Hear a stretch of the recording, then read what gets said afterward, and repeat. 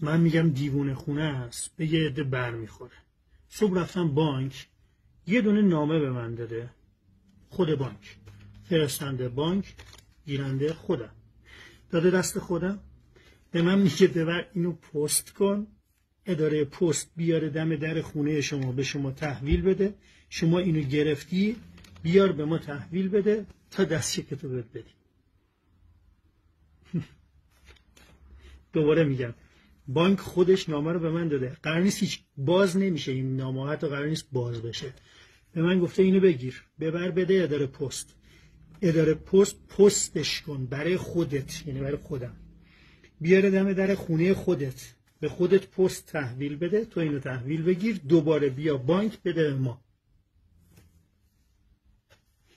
گفتم به پست میگفتید یه شماره کارت میداد، خب من مبلغش همونجا واریز میکردم.